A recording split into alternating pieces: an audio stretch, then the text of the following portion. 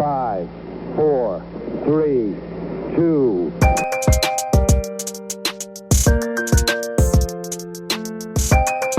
Tier 1 Performance.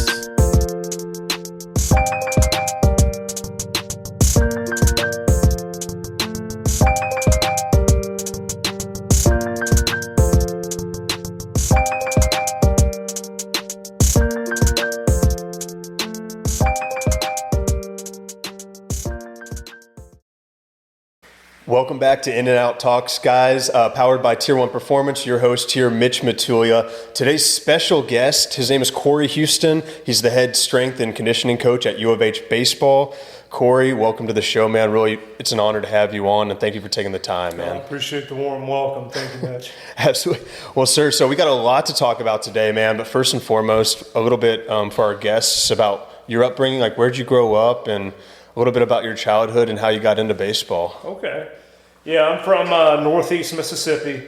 I always tell people location-wise between Starkville and Tuscaloosa. Grew up in very rural America, Southeastern Conference, definitely around baseball, football. I know all about college athletics. Upbringing, like I said, stepdad's chicken farmer. My summers were spent waking up, doing stuff on the farm, whether it was picking up birds or whether it was baling hay, moving this. And then it was all about training or developing whatever sport I was in high school. Because I was a three-sport athlete. Football went to basketball went to baseball, and then I powerlifted year-round. That was one of those things that kind of helped out with me as my stepdad he was a junior high football coach, defensive coordinator for football, helped out with baseball, then he was an amateur powerlifter. So he was one to where it was very easy to have somebody to train with and motivate me to kind of continue to do all this stuff. And it was just a good experience, I guess, having that upbringing in high school and just having that support for sure. Absolutely. So from SEC country, obviously athletics were in your blood, born and bred. Now, so when did you get started into like baseball, basketball, and powerlifting? Like around what age? Yeah, baseball, I started as small as T-ball, so call it 5 or 6.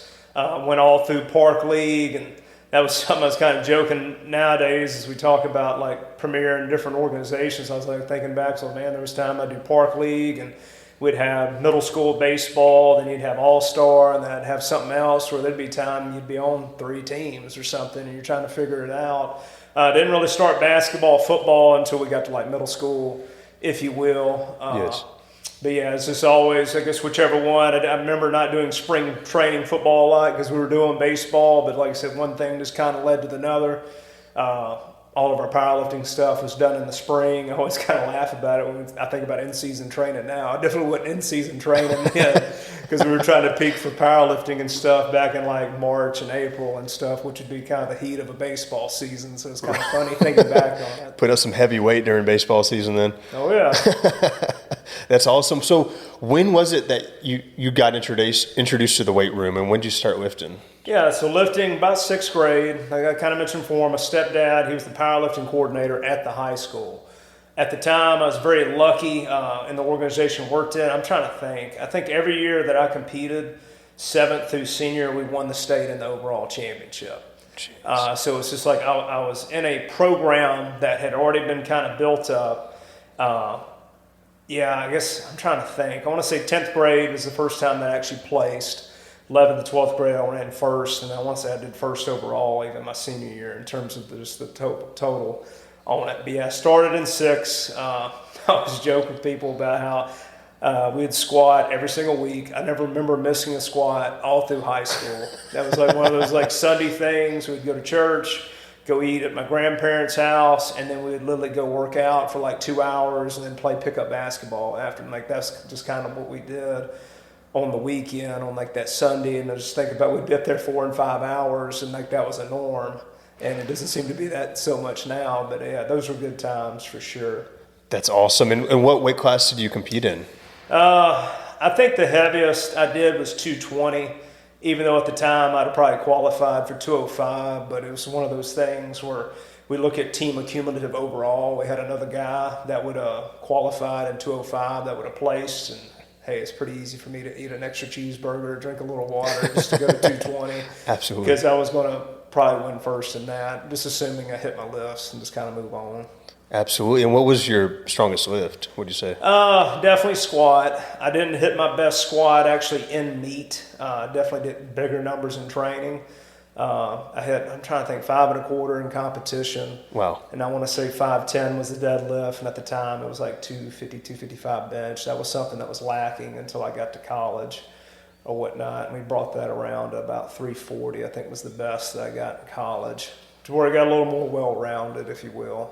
Absolutely. And so did you take powerlifting into college as well, like competitively, or was it more so just as a hobby? No, when I got to college, it was definitely more about ball, for sure. I definitely had a great foundation when I walked in. I definitely wasn't behind in terms of the strength level with any of my peers or cohorts or teammates. It was definitely more about just skill acquisition at that point. And sure, I still lifted, don't get me wrong, I still lifted heavier weight, but it just wasn't to the extent of the training that I was doing, say, 6th grade through senior year of high school. Yes. And throughout high school, I mean, like, what did you want to do? Like, did you want to pursue baseball? I mean, and did you go on to play collegiately? So collegiately, I ended up going to the University of West Alabama, which is a Division II school, Gulf South Conference. I went there initially to play both football and baseball. Very nice. And I did both my freshman year. Figured out that it was a lot going on because you were asking me.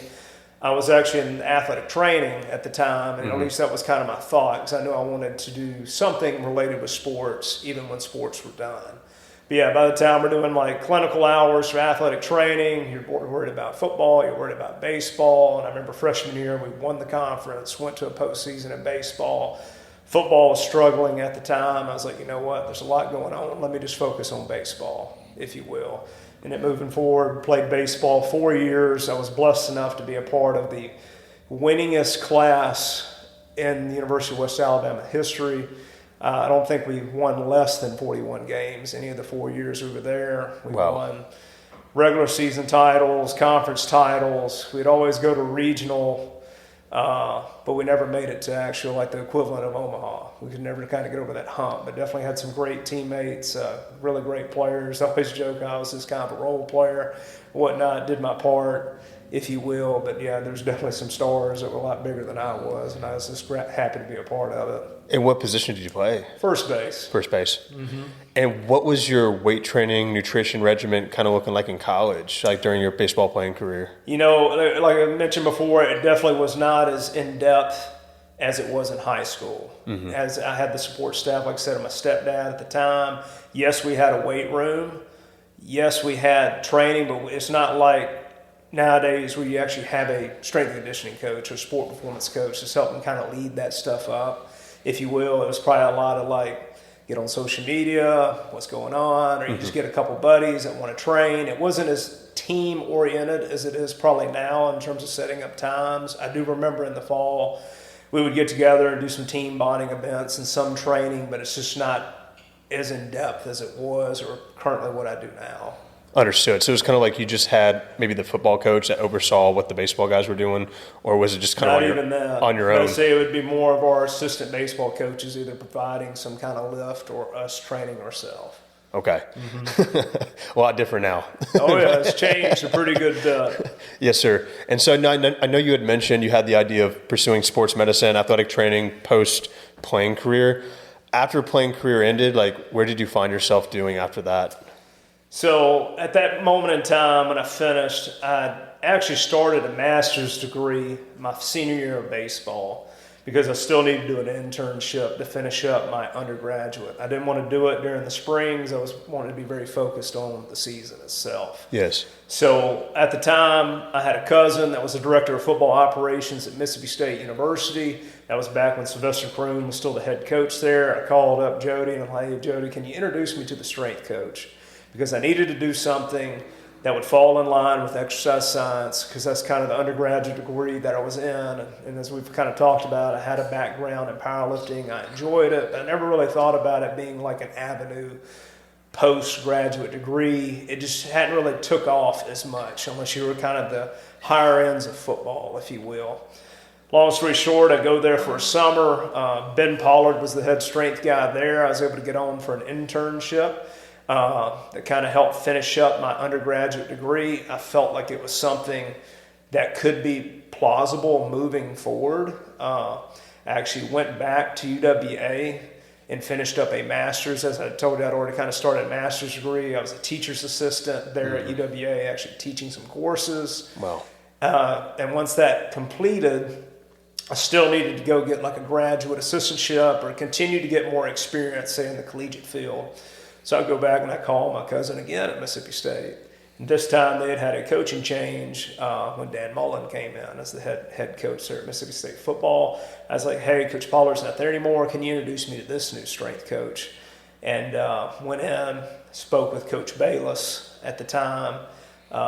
It wasn't an easy yes in terms of come in, sit down, like, hey, coach, can I come shadow? It was no for quite some time. And I kind of remember going back, I had to kind of bet on myself a little bit because I actually enrolled at Mississippi State, knowing that in the future I would eventually get on. And I just remember getting there in August, September, and I want to say it was probably end of October of me just constantly bothering Coach Bayless. About every other week I'd go down there until eventually he just kind of conceded and was like, okay, you can come watch. Yes. Until eventually, I guess he warmed up to me to where I was able to get more within the lifts themselves, if you will. Still just kind of an observatory role until eventually that fall finished out. We got to Christmas break. He invited me back in the spring to where I could be a little more hands-on, but it's still very learning. Went through that whole spring until after that spring had finished to where he offered me a graduate assistantship to finish out that second master's degree I was getting there at Mississippi State. So it definitely, and looking back on it, maybe wasn't as easy or kind of point A to point B as you would like it to be, but I was definitely kind of betting on myself a little bit, and I knew I was in the right place just because Coach Bayless he was at the University of Florida before, like when Tim Tebow and them were there in Urban Meyer. He knew what it took to win. He had been a part of those kind of programs. It was close to home, and it was somebody that I knew I could learn from and grow from, and it was just kind of the right fit at the time. So 100%. And looking back, it seems like it's paid off up to this point. So I'm definitely very appreciative for him and the other coaches that definitely poured into me at that time. Absolutely. I didn't even know anything about that. Now, what years were you at Mississippi State? Fall of 2009 to spring of 2011. So I was there about 2 years, if you will. I always try to time it up. When Dak Prescott got there, he came in spring of 2011. So I saw Dak as like an early freshman enrollee, because most of them would come in July. He was one that had finished his high school early, wanted to get ahead of the game, and came in. And I always tell people, he was a freshman, but he wasn't. If you just saw kind of the mentality of how he liked to train and go about his business, he was definitely a very mature person to be a 18-year-old athlete for sure. That kind of probably separated him. You see how he's done for himself. The way he carries himself and everything. Absolutely. And were you kind of helping out with all sports, Mississippi State-wise, like from football, baseball, everything in between? So when I was at Mississippi State, this is kind of pre the 5-man strength coach rule that's kind of in place now. At the time, there were 3 full-times and we had 3 GAs. So the football staff, if you will, was 6 total coaches. Coach Bayless was the head, then Coach Chad Smith and James Townsend were the assistants, then myself and the 2 other guys were the GAs. So we would run football. But I also had the opportunity to where I would go help baseball in off-season training. And at the time then, my first year there, Dan DeSalle was the head strength coach for baseball. And in my second year there, whenever I got the GA-ship, that's when Brian Neal had came in. And then I learned under Brian for 1 year as well. But when I was there, it was predominantly football and secondary baseball. And then sometimes I would help Chad out with some of the men's and women's tennis groups as need be. But yeah, I'd say 95% of my time, though, was football-oriented. That's awesome. And what would you say was the biggest difference between football training versus baseball off-season training? Well, I think the biggest thing, I think the training program itself is going to take on who the strength coach is. Because everybody's going to have different beliefs in how they want to train athletes. Everybody's got a different opinion on training, whether it's football, baseball, women's golf, whatever it is that you're training. Mm-hmm. So they're not all created equal, if you will. So that's why I kind of go back to where, like when I was young, it was a great opportunity to learn from so many coaches. Obviously, I had Coach Bayless, and like I said, Coach Smith and Coach Townsend there for football. Then I had 2 different guys to learn with in baseball. Yes. And I think a lot of this, more or less, is you kind of take a little bit of everything. You're blessed enough to be there and you see it. Did the program work? How did the guys respond to it? Did you get the desired result that you wanted from the training?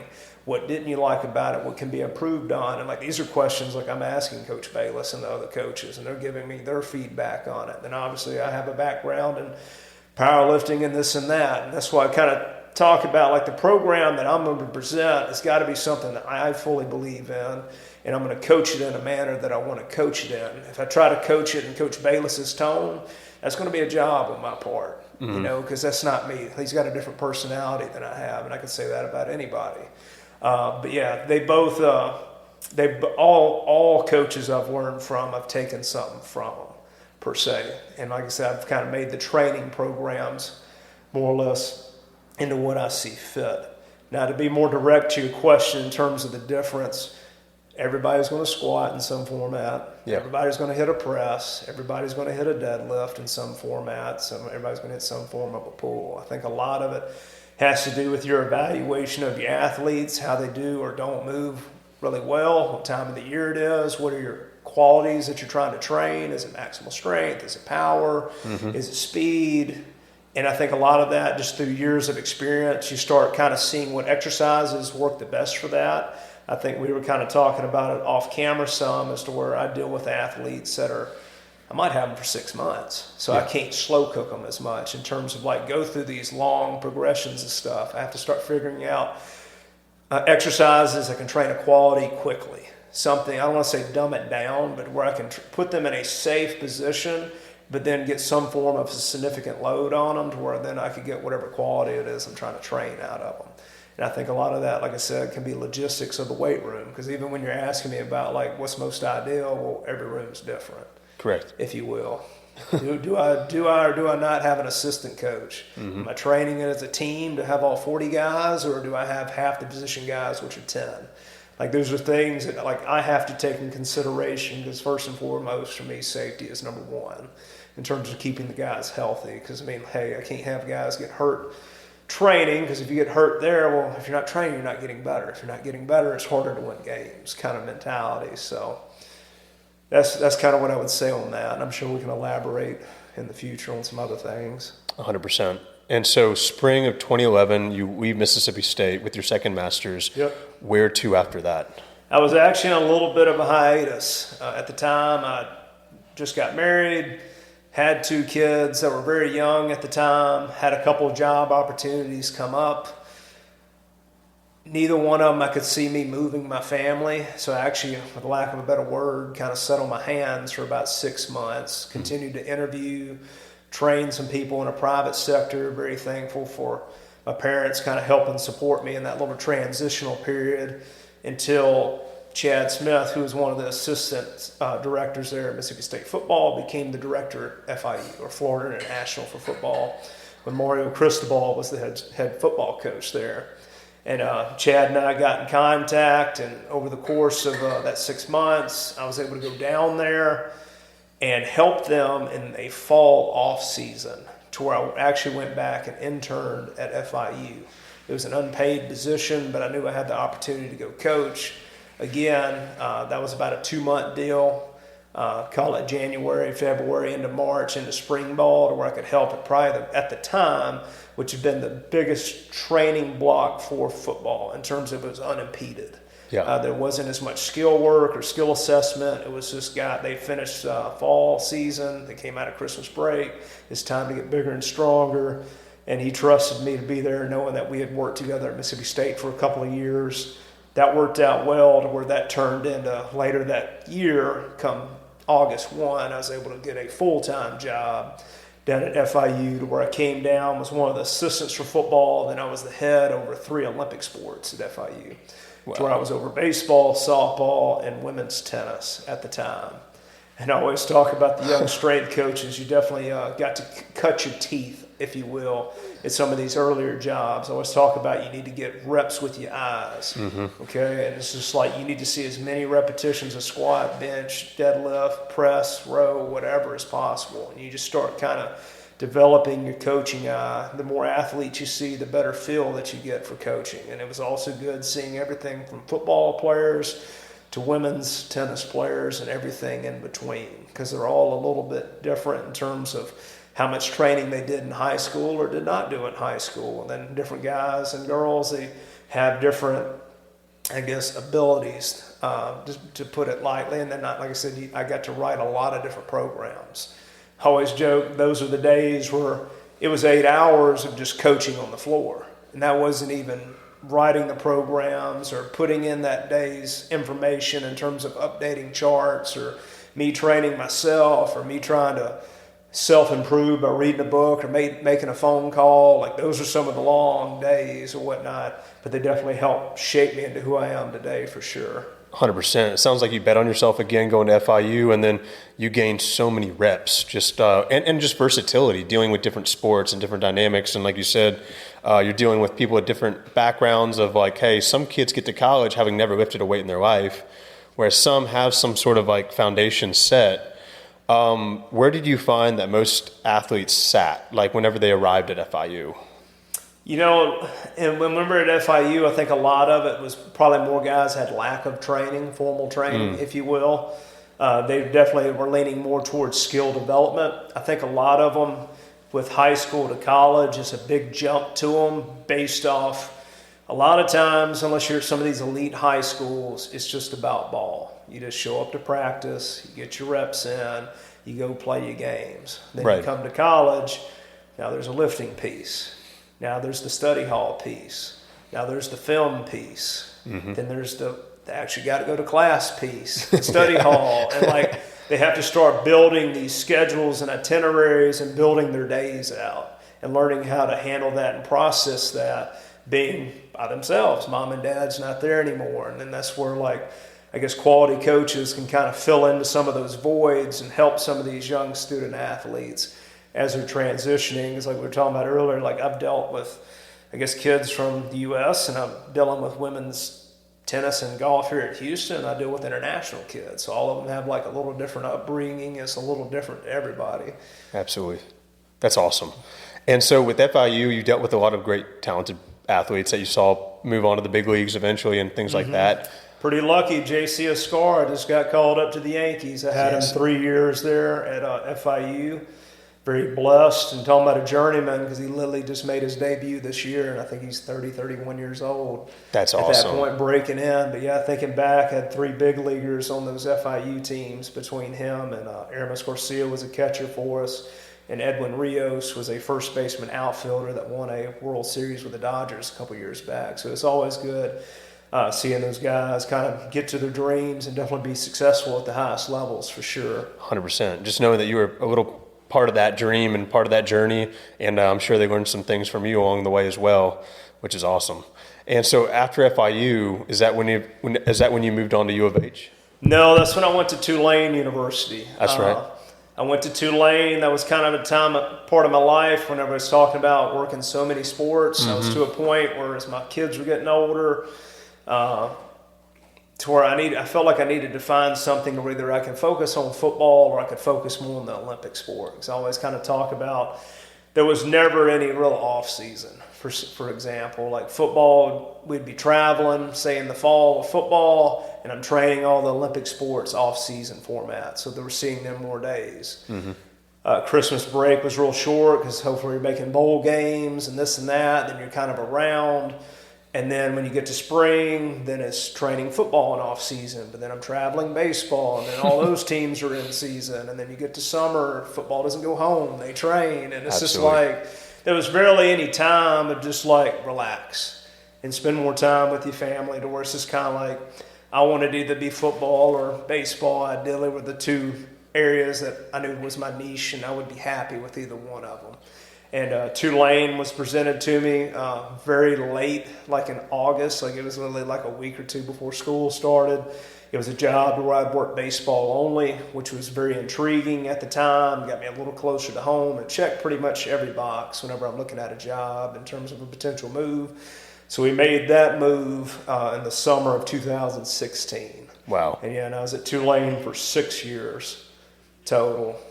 Working baseball, and then halfway through I did start working the part of track and field. I worked with the women's throws specifically the last 3 years there at Tulane.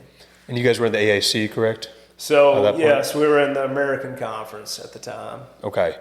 And so what kind of like facility were you working with at Tulane? Did they have like a nice baseball, state-of-the-art, training facility? Baseball specifically was great. Yes. Church Stadium is probably one of the nicest collegiate baseball fields that you would get to play at. Yeah, we had very nice cages up the left field line. The locker rooms and the coaches' offices were very proximal to the field. I always kind of joked it was one of those things when you parked your car, you really didn't have to go very far in terms of whether it was going to eat at the training table or lifting or academics or your baseball.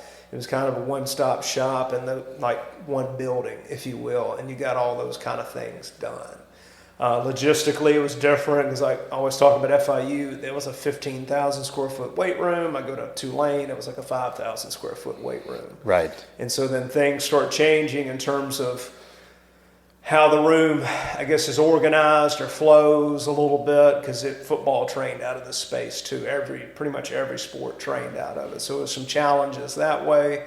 Didn't have as many interns at Tulane. At FIU, I was the intern coordinator to where I would bring in prospective strength coaches that would help, and it normally had anywhere from 2 to 5 strength interns that would assist with football and all the Olympic sports, and the ones that had been with me longer, I would allow them help with baseball more. While I got to Tulane, was an intern coordinator, and we didn't have as many interns, period, so it got to the point where it was back to me kind of myself, and then you're having to kind of figure it out, like we're talking about logistics and how you write your programs, and there was equipment at FIU that I didn't have at Tulane and vice versa, so things have to change a little bit, but your standards and your core values don't in terms of how you build your programs.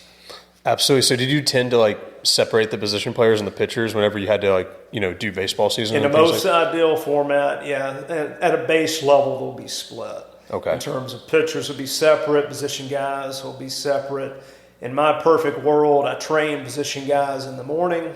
At some point, pre-practice, we practice, and I train the pitchers in the afternoon after they've thrown.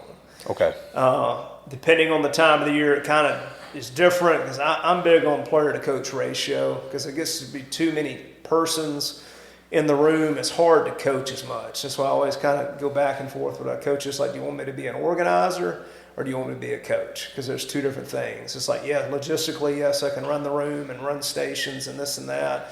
But in terms of actually coaching the rep and coaching the athlete, I need it to be a little bit smaller. So I like kind of doing 2 separate groups because it kind of helps me.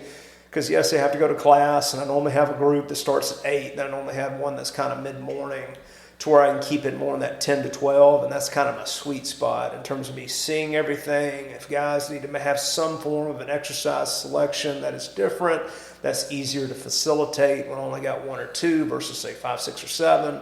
That are having to do it in a big team setting. So those are things I like to do. The training qualities are a little bit different than I'm looking for with the position guys based on pre-practice versus, say, the pitchers being post as well. And even when I say post, a lot of times when we get to training, it's really based off when they throw. And right. So even when I say if we had 20, so this fall we had 25 pitchers, it was really 3 groups of 8 roughly, and then it was rotating. So there would be some days I would have 8 in there, and some days I'd have 16, and when I had 16 per se, it'd be 2 separate lifts kind of going. Absolutely. Simultaneously, just depending on what the day is, if you will. So, yeah, I try to avoid big team training unless it's just in an in-season. Say we're about to go on the road to play TCU or somebody, and I just need to train everybody prior to leaving, say, Wednesday night prior, Thursday morning prior to getting on a plane or something. And that's more to do out of necessity. And a lot of times by that point, we're talking in season, they've been around me 20 plus weeks. I feel a lot more comfortable with that than say the first couple of weeks. When we're trying to teach and coach and go over movements and me trusting them to do it in the manner that I needed to get done. 100%. Sounds like you learned a lot more at Tulane. That was a little bit different than FIU, a different experience, and you're able to kind of get better as an all-around strength and conditioning coach. Now, where to after Tulane, and what year was that? So, just current position here at the University of Houston. I made that move in the summer of 22, so I just completed the 3rd in-season with baseball here at the University of Houston. We're starting year 4 coming up. Awesome. And I said here at Houston, I'm the sport performance coordinator for baseball, and I'm also the sport performance coordinator for women's golf. Wow. That's awesome. That's awesome. And then I believe we met in 2023, and that's how long I've known you for. And at that point in time, you guys were in the AAC. Yeah, it was my first year here. Was our last year in the American. That's Okay. correct. And now you guys are Big 12. Big 12 the past 2 seasons. And what's changed over the course of that time? Like since changing conferences, has anything really changed, baseball wise or anything like that? No, from my standpoint, not so much. Still having to train, develop kids, if you will. That hasn't changed a ton. I would say in terms of week in, week out competition, yes, that's improved. I think the team in the other dugout has probably been a little stronger week in and week out. Yep. We're able to recruit at a little higher level. We're getting very talented kids that maybe we weren't getting before, if you will. Yes. And we're starting to accrue a little bit more talent now, which is exciting. That's why I keep kind of telling the guys, it's just like the talent is here. We just got to get them to gel a little bit and just kind of trust the process and just keep kind of trending in the right direction. Absolutely. And you have a beautiful facility to work with at U of H. Oh, yeah. Now, do you prefer to separate pitchers and position players at U of H? Yes, ideally. Every year has been slightly different, just based off conversations with Coach Whitting and the assistant coaches, because at the end of the day, I'm still supporting them and their vision of a program, if you will. And every year has been a little bit different. Even this year will be a little bit different. I'm blessed enough to actually have 2 different facilities to train the kids out of here at the University of Houston. As you mentioned, we have a player performance development center up the left field line, which has a small weight room in it, that it's also got like a plyo wall and some other equipment in it that I don't have over in the ACE. The ACE is the main facility. I think it's like 19,000 square foot facility. It's a massive facility. And was these past 3 years, that has been it serviced all the sports at UH minus men's and women's basketball, which is over in Fertitta. What's exciting kind of moving forward is football is putting the bow more or less on their sport performance facility on the back of their stadium. They are moving out July 25th of this year. Wow. So the ACE is about to be an Olympic sport only weight room, which could honestly be one of the top ones in the country for sure. Very exciting time. Obviously with football moving over, they'll have a state-of-the-art training facility, but we go back to like logistics that we were talking about earlier. It just opens up time slots and space, and then hopefully we'll be able to grow the room a little bit and add some equipment, do some things that might be a little more beneficial with rotational athletes and just more athletes that are, working out of the ACE moving forward. So it's really an exciting time. And like I said, the programs will change a little bit accordingly based off, am I training more there or training more at the baseball facility, or a combination of the two. That's awesome. It's an exciting time to be a U of H employee, I'm sure. Just to be a part of that university, it's growing. I feel like it's becoming more of a household name, not only due to their basketball program, but just everything else that they got going on there. It's really becoming a premier Division I university, which is cool to see. And so on the baseball end of things, I know you said that every sports performance trainer has a different bias, maybe different preference on like how they should be training in off-season versus in-season. How do you personally like to train your baseball athletes in the off season? What does that look like? And then versus what in season looks like? Okay. I would say we've actually gotten away, honestly, what I would call a true off season. It's very seldom that they're not performing skill development. Understood. So that's something that always has to be taken into consideration. There's very small periods of time, and when the kids say aren't taking ground balls, aren't hitting, or aren't throwing bullpens or whatever, with the NCAA model. Yes. The best time with off-season training would honestly be right now. Say June, Right. July, August. Not a lot of the kids are here, as we've kind of talked about, with whether it's they're home with summer ball, or whether they've graduated, moved on, or maybe they're a freshman that hasn't reported to campus yet. So currently, I just write programs and I send them out, and I just have to hope that the guys more or less do them, but at the end of the day, like I always joke, I always assume they do nothing when they get back in August type deal. But a lot of it is dictated on when we'd like to do fall ball. You know, I've always been one, I like to push fall ball back. Normally off season, being the fall semester, is about a 13-week deal. Fall ball itself is about 6 weeks, so I like to call it a 7-week build-up. Okay. Since I've been here at the University of Houston, we've had it somewhat in the middle where I would have about 4 weeks of prep. We would do our 6 weeks of fall ball, then I'd have about 3 on the back end. Yes. And just depending on how that is presented, that dictates how I train the kids. So in, say, that month leading in, that still is like a voluntary individual time that falls in that 8 hours.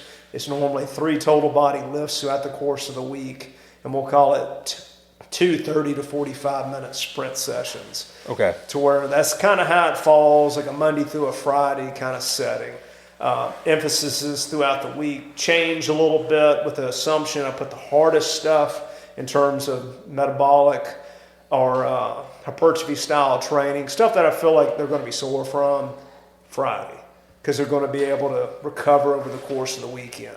Correct. Stuff that's high intent, low reps, like your max effort sprints or some of your higher intensity, lower repetition stuff, I tend to put it earlier in the week because that's when you're your most fresh, if you will. For the most part, when I say 3 totals, Monday for the most part is a heavy pull day, Wednesday would be a heavier press day, and then Friday is going to be more of a squat, lower body oriented style of day. Within the 2 sprint days, we normally have a top end speed day. And when I say top end, I'm talking 30, 35 yards, really, not like a 60 or anything above. And then normally have a short acceleration only style of day that can kind of fit in those 30, 45 minutes. Early in a program, some days on the Fridays, when we're talking about low body oriented, I will do some metabolic conditioning on the back end to where, so there are some periods, maybe like I said, 3 to 4 weeks, where we'll run 3 times, but as soon as they start doing more ground ball work or they're getting sprint work in practice, that's like the first thing that falls off as we kind of transition more into a pseudo in-season period. To where I'll still hold the 3 resistance training days during our in-season period. That's that 6-week area I was talking about. The 2 sprint days, how we tend to run that, instead of me having like 30, 45-minute sections, we'll do our normal dynamic going into practice, and then I'll do about a 10 to 20-minute segment prior to them getting into skill work. A lot of it, honestly, is me taking them down to home plate and just taking a 2 or 3 fly 10s as they're going into base running to where I can hold a measurement. Are they maintaining that top end speed? And then that other day tends to be a resisted run to where I'll pull out a chain or a sled after we finish that dynamic, hit a certain amount of reps to where I can still maintain those qualities as they're getting into more skill assessment type stuff, because they're, like I said, taking more ground balls, fly balls, and on their feet more. So I don't need to do as much of that kind of stuff. Then when that 6-week period of in-season finishes, we'll go back. I still like the 3 lift model at this time because I like to run the guys in terms of sprinting. Yes. Because that's a very important part of the game. That and change direction work, that's something like, as I've been in this game longer, I feel like more guys are, I guess, geared to the specifics of hitting and pitching, but not so much the feet work and the defensive side of it. When you're talking about polishing, just watching how they move their feet and things of that nature, where I want to put a lot of emphasis on that. It's very seldom that, even though I like lifting, it's very seldom I go through blocks of actually lifting them 4 and 5 times a week. Because when I do that, when I add something, I have to almost take away from something, if that makes sense. And it's just like I just put too much of an emphasis on the groundwork and be able to be explosive and learn how to accelerate. Like, those are things that in the weight room, there's nothing that I can do at the same speed as a sprint or a jump. And so it's like those qualities still have to be hit. And like the only times of the year where, say, I'm lifting 4 times and running would be July, August, and then December. So it's really 3 months out of the year that I would be in a pretty heavy training phase because they're not practicing. if you will. So where, yes, I can do more of that, and I'm not concerned about like overuse injuries, or like we can really dive into the nuts and bolts of training where everything is measured and there's going to be an outcome that we're looking to get out of the training. So a lot of that, though, it just gets put on the guys, because that's whenever they do get a chance to, say, go home or have kind of their time, or at least in the format that it currently is. You made an interesting point as well, as like baseball being kind of like a year-long sport, right? It's a very unique aspect because there is no real off season. And even in June, July, these guys are still playing summer ball. So it's kind of tough, I'm sure, to fit in 4 lifts a week if they're playing the Cape Cod League or even the Northwoods or something like that. Now, so you prefer to do a pull day Monday, push day Wednesday, legs Friday, and then you fit in those 30 to 45-minute sprints on Tuesdays, Thursdays? Yep, that's a pretty good layout of it. I like that. I like that a lot. And so for those younger guys out there, like middle school, high school, would you recommend that same sort of split getting into their training? Yeah, I think a lot of it, like we talked about before, is logistics and time.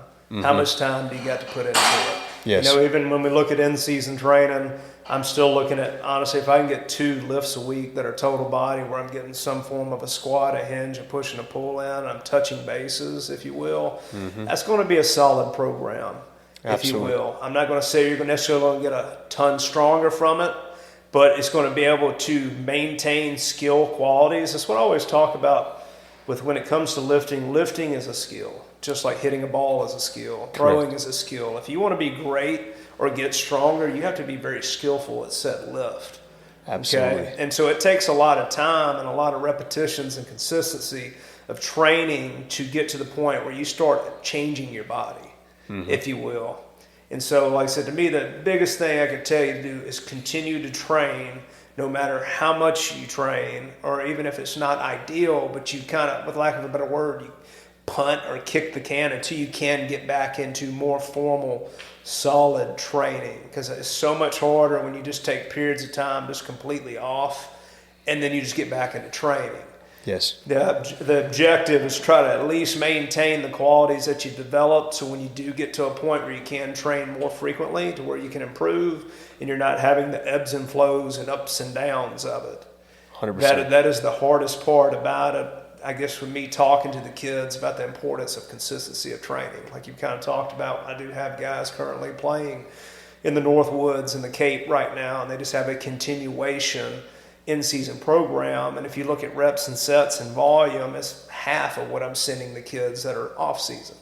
Because I know that they're playing and they're doing that. But like I said, they just have to keep these skills moving and just keeping them sharp, so when that time of year finishes, it's easier to insert back into like training to where we can develop a quality, whether it's strength, speed, or size, if you will. Because it's like if I have to go through this period of 2 weeks where you have to acclimatize or adapt back to training where they're just super sore, it's hard to like progress on that. So it's like if you can just kind of hop right back into it, it makes it a lot simpler for sure. 100%. And I think it's so smart how you implement the sprint work multiple times a week, because I feel like if you don't use it, you lose it. And it also prevents injuries from occurring. And the way you set up your fall programs, now from a powerlifting background, how do you implement powerlifting into their lift routines? So I would say the programs themselves, I would describe it as a mixed methodology style of program. Yeah. And that's the beauty about training athletes, because I'm not training them to be a maximum squat or a maximum bench. I'm not training them to run the best 100 meter. You know, they're a baseball player, but there's a lot of qualities that I keep going back that they have to train. They have to train acceleration. They have to train power. They have to train rotational power. And it's just like every exercise that's selected or rep scheme or whatever is just a tool in the toolbox to get the desired outcome. Is the best way to explain that. So would you say that's a mixture of not only powerlifting, but also functional lifting and maybe more sport-specific style training as well? Like, I don't know, you see landmine presses often, right? You see landmine presses, you see med ball throws, but then you also see squats and deadlifts. And so that's just a combination of all those things kind of put into a baseball regimen, it seems like. Yeah, we use med balls, we use bands, we use accommodated resistance, we use barbells, dumbbells, plyos, loaded jumps, you name it. It goes back to the time of the year and what is your objective with the training. Yes, sir. You know, if your objective is to do max strength work or hypertrophy work, you probably need to get a barbell out or go on a machine because you can load it more and you put more demand on the muscle. Yeah. If it's more to do with, let's say, rotational power or something, more than likely I'm having to use a landmine, a cable, or a band because that's the type of equipment that can be utilized that way. If it's more to do with balance, stability, and coordination, like we're probably doing more single leg stuff, body weight stuff, band stuff, cable. I mean, it just kind of depends. And I would say all programs that I'll write, like we was talking about earlier, having the 3 totals, your main stuff is probably going to be a little more strength oriented. Yeah. Your secondary stuff, your auxiliary stuff is probably more hypertrophic oriented in terms of its rep work. And then when you talk about sport specific, to me, that's the supplementary work, like baseball being the cuff work, the forearm work, the extra stretches, that kind of thing. I think that's where you dive more into sport specificity versus it making your main movement. Because as I've talked about, I've trained every sport in college athletics minus basketball. They've all squatted, they've all deadlifted, they've all bench pressed, they've all rowed in some form or fashion. Yeah. And I think there are certain, like we were talking about earlier, maybe implements that might suit certain body types a little bit better. Mm-hmm. But those are just basic exercises that have to be mastered no matter what sport you're playing in some form or fashion. I 100% agree. And I think for all those kids out there listening, it's like big leaguers, they lift heavy. Like they squat, they deadlift. I mean, they do all these things. And that produces more power. That prevents arm injuries and things like that down the road. What's your stance on barbells versus dumbbells? Should baseball players be barbell benching, or is that strictly dumbbell benching? I think that depends on the athlete, because I think anatomically there's some guys that just don't move as well as others. Some of it's a range of motion thing. I would think the main issue with persons that have, say, pain when pressing, period, is a shoulder stability issue. Correct. To where it's like it's a lack of strength. And then is bench pressing itself going to help that? Not necessarily, but maybe your warm-ups and things need to be more inclined to prepare you to do said movements, whether that's you doing more, external rotation, isometric hold work, maybe your pec minor is a little tight, you need to do some soft tissue work. Everybody's a little different. Some guys, like I deal with a lot of overhead athletes to where they don't have a lot of serratus anterior engagement, to where their scap doesn't move the way they need to. Mm-hmm. And to where if it's not moving correctly, more than likely something's bumping and grinding a little bit. Correct. And so then you start looking at, okay, if we can't do a normal barbell flat, can you 2-board press? To where I can stick with the bar, I can still load it, but I have to, at that meantime, as we're in this part of time where there's something to where he needs to be in with doing extra work or with our athletic trainer, I can still work with intensity, but just do a shortened range of motion instead of me necessarily having to go to push-ups or me having to go to dumbbell press or change an angle. That kind of goes back, like I said, logistics and me using my coaching eye and just kind of years of experience, if you will, in making some of these decisions. I have no issues with any athletes pressing. I actually don't have many issues with any movement as long as it's done correctly. But I think that's the biggest thing is you have to have the ability to coach it to where the kids understand it, and you have to have kids that believe in it and want to do it right. 100%. That's probably the biggest thing I deal with, at least in my setting, where just having the kids believe in the movement, because a lot of those movements we're referring to being bar, they're heavier, they're harder. They're mentally more Correct. grinding and taxing, and like you have to focus more.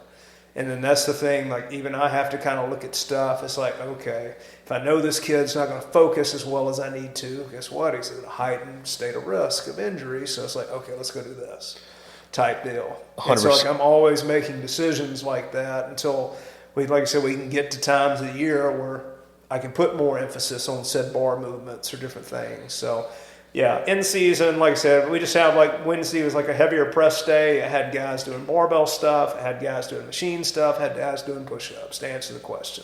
Wow. And so it's all dependent on the individual from a biomechanical standpoint, from a weakness standpoint, maybe mobility issue standpoint, like all those things play a factor. Now, do you gauge that based on just how a guy looks and how their posture is and things of that nature? Like if their shoulders are rolled forward, will you kind of start working on weaknesses, like weak point training? Yeah, that's something. Even this past year, we brought in Cressy Sport Performance in Houston to come in and do an evaluation of the guys, and that was one of the things that we touched on. To where we mentioned earlier how I had 40. I think when the spring hit, we had 42 guys, and we had 2 separate warm-ups that would have what we would call corrective exercises in them, if you will. Of the 42, I want to say 37 of them presented as compressed or retracted.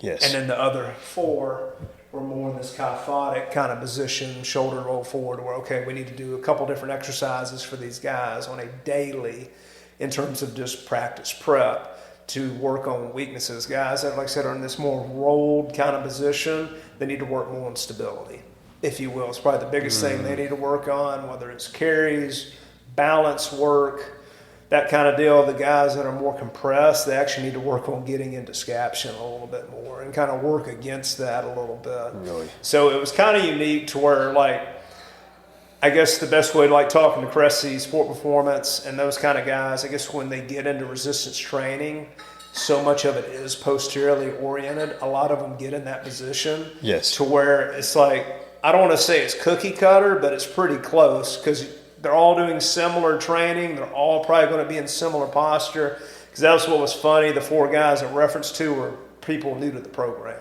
Yeah. And I could probably almost make an argument in a year or 2 time, they would probably all be more in that compressed or retracted position where that prep work would probably change a little bit. And for all the listeners out there, that's when your shoulders are like too far back in a way. I wouldn't say too far back. Yes. It's just they're not in a kyphotic. They're just in a more flat thoracic spine position. Understood. Is all it really talks about. And like I said, even the kyphotic guys I'm referring to, most of them are tall, lanky freshman pitchers that's never trained. Right. And like I said, they're just very hypermobile, if you will, at the joint. And that's what I kind of go back to where they need to work on creating stiffness and muscle size and stability, if you will. I know some people, it's like you're shooting a cannon from a canoe kind of thing. Yeah. To where you need to build a foundation as much as anything. And I know a lot of those guys that were presenting in that kind of kyphotic deal, like you're talking about exercise selection, those are guys that tend to box squat over trap bar deadlift. Okay. Why is that? Because they're already rolled here, and the biggest cue is lat engagement and flattening out, and it's hard for them to get into that position at that time, definitely at significant loads. So like we're talking about trying to to keep consistent training, well, let's put them in exercises and positions that are friendly where they're at currently in their development. Understood. That makes a lot of sense. And with pitchers, what exercises, I mean, do you believe in working from the ground up, like building the legs, building the core, preventing arm injuries that way? I mean, what are the best exercises to do to prevent any kind of like arm issues with the elbow and the shoulder? Well, that's a loaded question. Right. There's a lot that goes into that for sure. I always talk about the bigger the muscle, the more resilient the muscle. So obviously you do want to develop some form of hypertrophy. But with that being said, you have to be functional through a great range of motion. Because we were talking about doing partials and this and that. Well, that's really not the most ideal thing for them. You want to be strong through the biggest range of motion that you can be. Correct. Baseball pitchers are obviously very rotationally driven athletes. And this is something I talk to interns about all the time. It's like when we're talking about powerlifting and this and that, what do we talk about? Developing stiffness to where you can transfer force to the core. Well, you're trying to be rotational and more relaxed. So it's like, how do you go about training that kind of thing? And like I said, it goes back to periods of time and of what is the quality we're trying to train. To answer the question, I guess a little more direct, yes, I actually do more volume with pitchers, lower body, than position guys. It kind of goes back to position guys, they sprint more, they field ground balls, and they play defense. Pitchers can kind of, for the most part, work kind of up there on the mound, and there's not as much movement involved, so I can actually train them more aggressively off-season and even in-season. Yes. If you will, just because of the lack of sprint volume. And like I said, we kind of talk about what position guys do. Upper body wise, yeah, there's periods of time where I will put an emphasis on maximal strength. I think a lot of it has to do with, like we're talking about, trying to develop strength through a great range of motion. So that's where there's going to be different forms of push-up variations where there's like lateral hand walking push-ups, push-up with A-frames and reaches, landmine presses, banded and cable rotational presses, to where we really work on them getting and extension and working on the trunk being upright. And like there's this other, like I said, it really just depends on what we're trying to do. It's just I'm more aggressive off season with upper body stuff with pitchers, or when the throwing volume is more controlled. When we're in season, it's more to do with probably repetition work and movement quality. And then a lot of it I have to have conversations with the guys, because some guys recover better than others. There's some dudes that are just wiped out after outings, and they just, honestly, that's their body saying they need to recover more. Yes. And it's like, do I just keep piling more on them, or do you kind of listen to them a little bit and go about your training a little bit differently? That's something I always kind of talk about. The more I've been in it, is I try not to be a slave to the card anymore. To where like I can write out this ideal program, and in a perfect world you'll do X, Y, Z, but when you get there in that moment, maybe the athlete's not prepared for it. You know, there's something that we utilize some different technology there at UH. We use the ball system where we have force decks, and then we have the dynamo downstairs with our athletic trainer. The force deck looks at numerous things, but the things I'm looking at, honestly, is rate of force development. So how quickly can you put force in the ground? Concentric impulse would be rate of force development, your body weight, and overall concentric force you put in the ground. I look at eccentric rate of force development, which would be if you're doing a counter movement jump, you descend, and when you transition into the jump, how quick do you do that in that transition period? And so those are some metrics I look at in terms of like neural fatigue, or systemic neural fatigue, I should say, over arm fatigue. And there is some correlation in that systemic fatigue to arm fatigue, and then like we track that on a weekly basis. And like kind of talking about the dynamo a little bit helps me a lot with training, as we're talking about how a guy comes in the room. Our athletic trainer, it is a dynamometer, to where we can measure internal, external range of motion, we can measure isometric strength, and what's the beauty of it is it all uploads to a hub, to a single spot, where I can just pull up my laptop. For example, when we were talking about Antoine John, I could pull up his profile, and I could see how he tested that morning with our athletic trainer, and then I could just make adjustments at the lift based off what I'm seeing. Is he lacking internal rotation today? Perfect. Hey man, we're going to stretch the pec minor a little more. We're going to work more external rotation, like when we're talking about those supplementary exercises that are a little more specific, baseball oriented. Those are easy plug-ins. Next week it may not be like that, because this, I don't know, just every time they throw, whether it's just, I don't want to say every pitch is the same. I would say the last 3 outs in the ninth are different than the first 3 in the first. In terms of the stress on the body and how the body, I guess takes that all in. And so it's good having some of these measurements and metrics to look at to make more educated decisions when it comes to writing these programs for these guys. It sounds like everyone's individualized, and you're also trying to get feedback from them, reading their own bodies, right? And how important is it for young athletes to kind of realize, like, hey, I'm physically tired, I've been relying on caffeine, maybe I should just take the day off and just sleep and just focus on eating and hydrating and just kind of focus on recovery. Yeah, nothing's ever beat sleep, hydration, and eating a proper diet, I promise you. Like, if you're looking for the secret pill, that is it. That's it. And it's consistency. And that's what, like we kind of talk about, is the best teams are the most consistent teams. Yes. If you will. And that's what we're talking about with the lifting and the end season, just finding a way to stay as consistent as you can, because it's just, you got to look at the long-term goal and develop where you want to be. Because, there's definitely ebbs and flows day to day, but it's just like, am I constantly getting better? Or like, am I going to get to where I want to be? Yes. So that's where they got to kind of focus in, and the why you're doing it. Because trust me, there's days where they walk in, the last thing you want to do is lift or do whatever else, but you just have to think about where you want to be at in, say, 6 months. And you know what? And you start stacking those extra days that you didn't want to be there, and next thing you know, you looked up, you trained 20 extra days. Like, there's going to be a return on said investment, yes, if you will. So that's what they have to kind of look at. Like, I get there's a one-off here and there where something happens, but you just got to get back on track as quickly as you can in terms of development and just getting better. Because it definitely doesn't happen day to day. It takes periods of time to get the results that you're looking for, definitely in what I do. Absolutely. And I told myself I was going to ask you this earlier today. So rep range wise, right? I know your pitchers tend to do a little bit more reps. Yep. Compounds, do you stick to lower reps, more explosive? Or I guess, do you range from 5 to 20 based on the movement, based on the compound, things Depends like on that? the time of the year and what it is we're trying to do. Depends on the training age of the guy. Yeah. You know, like whenever you ask me about major movements, when we do rep work, what's the first thing that goes out? Core and technique. And if safety's my biggest thing, like there's kind of a sweet spot with that kind of stuff, definitely when it comes to loading.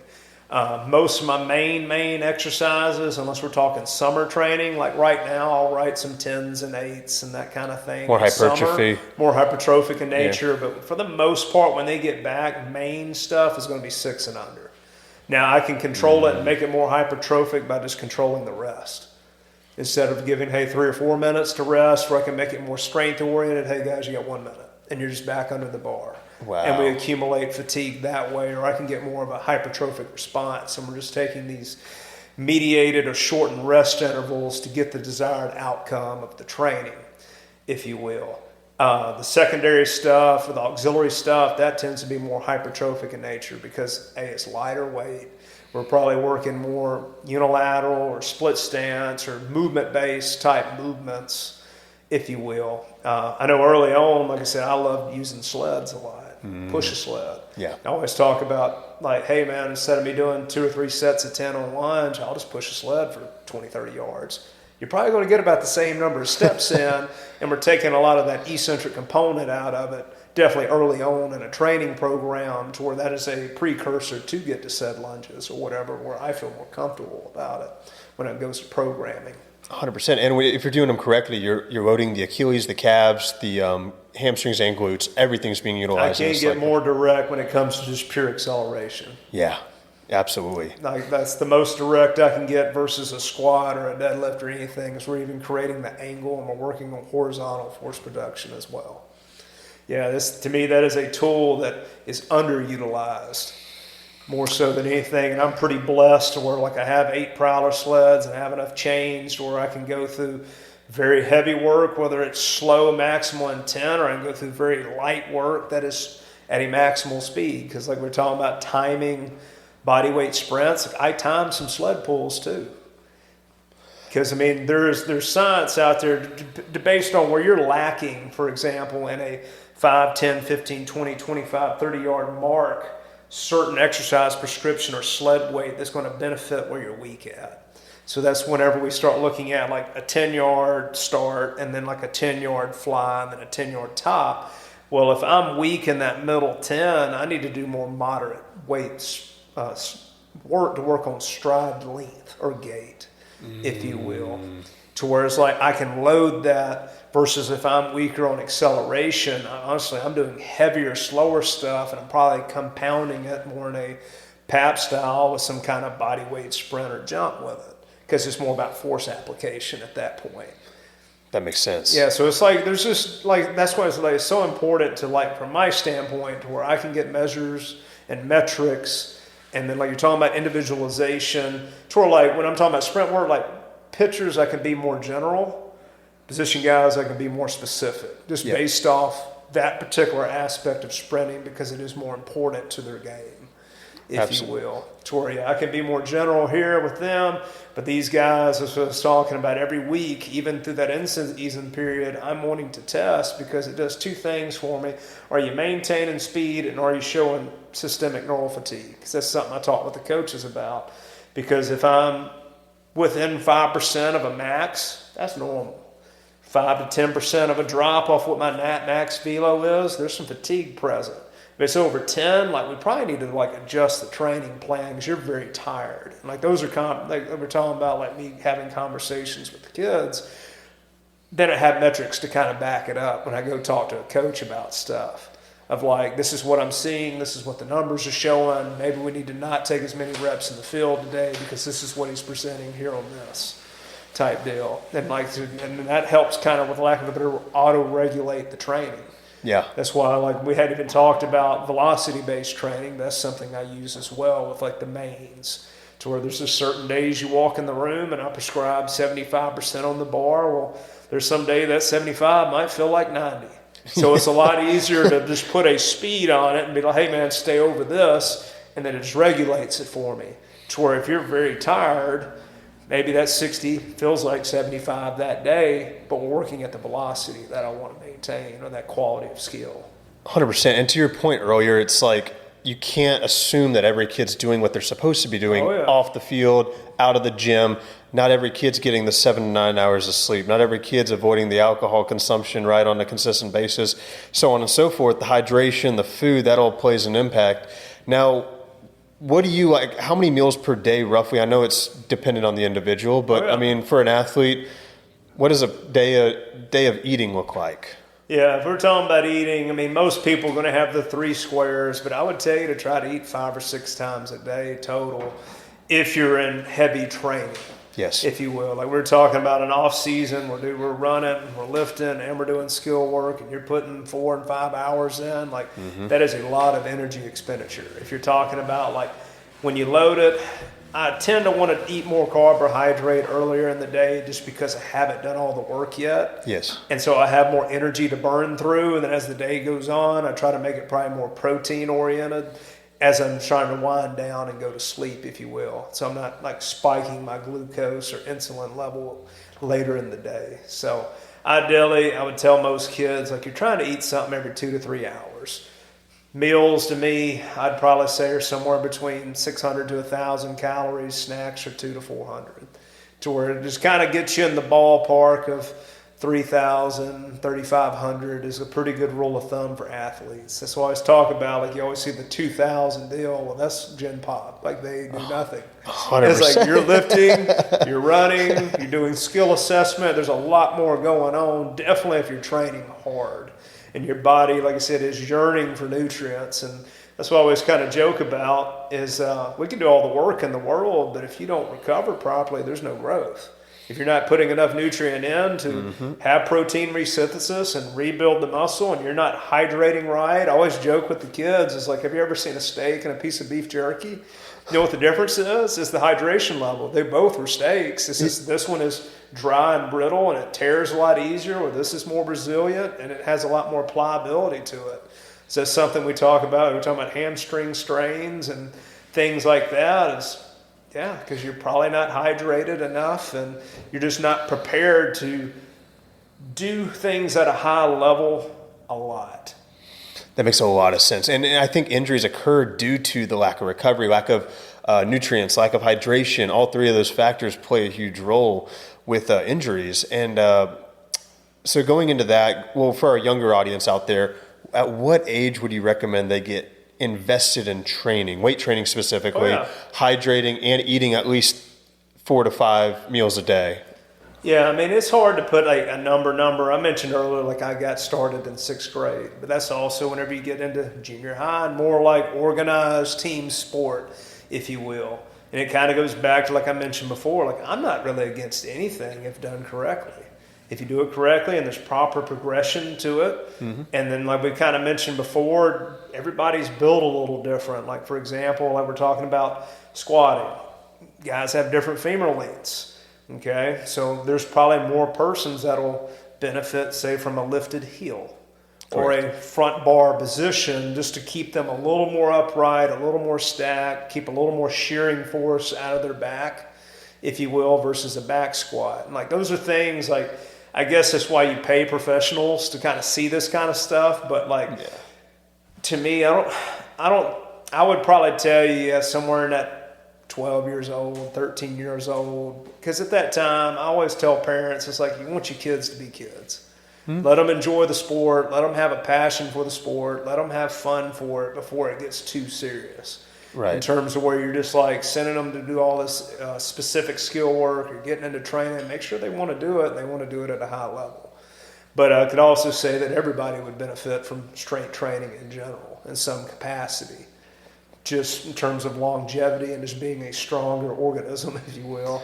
100%. I think the whole, like, the old weightlifting is going to stunt your growth thing, right? Like you hear parents talk about that a lot, and I'm like, in fact, I feel like it has the exact opposite. It strengthens your bones, strengthens your tendons, it helps you grow throughout your childhood, especially if you're getting the proper nutrients in, right? Yeah. And man, I could talk about this for hours, and but unfortunately, we we got to wrap it up. Cory, I really appreciate your time, man. We thank you so much for taking your time to do this with us, and I hope our audience I know I learned a lot today. I know our audience did too. We're going to have to get you back on as well. Well, I look forward to that, and I appreciate just getting to kind of chop it up and chat a little bit, so I appreciate it. Thanks, Cory. I appreciate it, man. 5, 4, 3,